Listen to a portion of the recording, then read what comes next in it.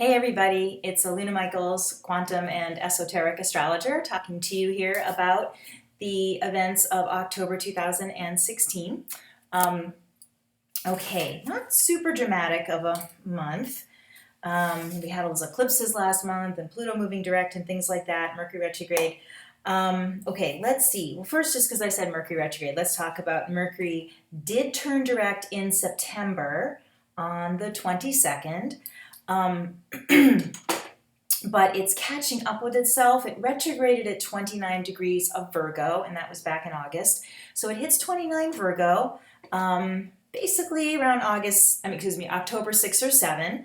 And so some people like to know that then when it's, covering that new territory. And it also then, of course, moves into Libra.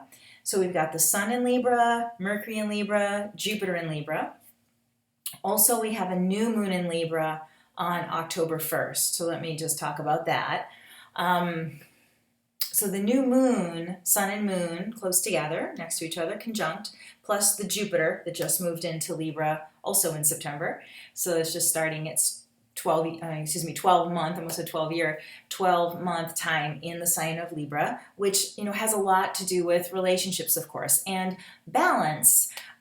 So let's just talk about that with that new moon with with Jupiter, that it is a time of setting new goals, as new moons always are, but really about your highest way of staying in balance. Because Jupiter is that the biggest dream you can have, like your highest sense of yourself, in an idealized kind of way, in a way that makes you feel joyous and free-flowing and things like that, And so that new moon can be setting those goals.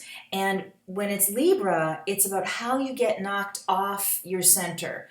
I was in grad school and I was taking a class in meditation, and I went to theology school, so it was a spiritual school, but they talked about, we had one guy come, and he was a Zen meditator guy, and he talked about when you meditate, your mind is like the puppy that you paper train the puppy to go to the bathroom on the paper, and the puppy, is very cute, and it goes doop, doop, doop, and it goes off the paper, and then you go, oh, back on the paper, little puppy, and then doop, doop, doop, puppy goes off the paper.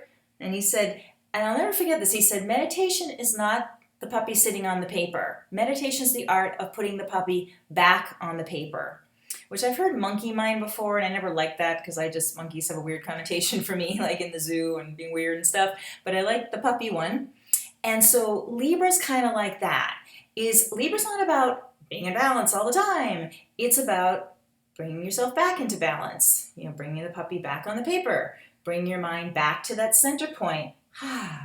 My balanced self, So that new moon with Jupiter, because Jupiter's that, how it could be kind of vision. And that new moon is like, all right, what is my best way I want to be? And how do I, with kindness and love, Libra, bring myself back to a point of poise and back to a point of poise? And that repeated action of doing that, maybe sooner than you usually do, or with more love than you usually do, and more compassion for yourself, So that's a lot of what that moon in Libra, the new moon with the Jupiter, can be about. So also with Mercury going into Libra, it's like, thinking about fairness and kindness and how that affects my relationships, and when I'm balanced, how the rest of my life works smoothly and all that. But of course, like we said, Libra's those little scales are always moving. And the other part of this is that Mars moved into Capricorn, and that was the 27th of September. So Mars stays in a sign for about 2 months. So Mars is in Capricorn, and it's going to be moving next to Pluto. So, Mars and Pluto, we kind of call Pluto's like Mars's big brother. Before we discovered Pluto, Mars ruled Aries and Scorpio. And then we discovered Pluto, and Mars stayed, Aries, that stayed that connection. And then we say, okay, Scorpio, that higher rulership goes with Scorpio. So it's still that connection between Mars and Pluto. They're called co-rulers of those two signs, really. So when Mars and Pluto are working together, it's powerful. And of course, the sign of Capricorn is like, gotta be the best, you know. So it's a great thing when Mars and Pluto are traveling together, and actually they conjunct on the on the 19th, 20th of October. So it's really powerful again about that goal setting and inspiring yourself, but it can be a tireless, you know, slave driver that Mars conjunct Pluto and Capricorn. And so watching how that Mars and Pluto are going to start contacting the different Libra planets, you know, not so much the moon because that goes in and out in a few days, but, you know, the sun and the Mercury and the Jupiter. And that can make you feel much more, it's a challenge to not be so irritated with yourself or with others, or with others being irritated with you. Because, you know, Mars can be anger and that sense of perfectionism when it's in Capricorn with Pluto, like, I know I could do it, and, you know. And so that brings that spiritual goal of being kind to yourself when your own puppy goes off the paper, kind to others when their puppy goes off the paper, maybe their puppy isn't coming back onto the paper very quickly, or they let the puppy run around and poop all over the house, whatever. It's like, whoa, I wouldn't do that with my puppy. So that's kind of interesting about setting maybe limits with other people, but kind, clear limits. But I feel mostly because of the square that this is happening with the Capricorn and Libra square each other. It is generally more of an internal process about being in, maybe if you're more compassionate with yourself, you're not feeling as triggered by the other people doing what they're doing. So that can be part of that spiritual exercise this month. So there's a lot of things I could say about like Mercury and Jupiter conjunct on the 10th and 11th of August. So Mercury's your mood and all of that, and Jupiter's really fun. So it's just kind of like an uplifting time. But then, there's that little Mars sneaking in, and then it starts to get closer to Pluto. So there's this element of yay, and then whoa, and that also can be part of Libra, the up and the down. And it's like, okay, and maybe taking a grain of salt when it's up and a grain of salt when it's down, which is part of that coming to center. So the ups aren't as up and the downs aren't as down. Not that you're boring, but that you're in a sense of poise and you don't get rocked by the ups and downs and that flow of movement. You're just flowing with the movement rather than being rocked around by it. So the month could be one of extremes, but hopefully you won't go too far into those extremes. So don't just say, don't be happy with all of that Jupiter, Mercury, Sun, you know, and Libra, and it's very cheery. And just don't think that like, I was happy and then that happened. You know, it could kind of feel like someone's ruining your day, you know. But to see that as, there's a challenge to put my puppy back on the paper.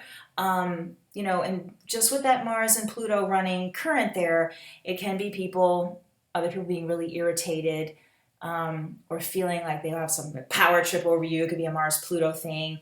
And you can say, wow, they're really reflecting what's going on with them, which can be a way when you've got Libra going on to see that people are projecting outwards what's going on with them. And then that can help you have more compassion if people are taking some sort of power attitude towards you. The other thing is to think about is Uranus, which is in Aries right now. And Aries is the opposite of Libra. So we're going to have...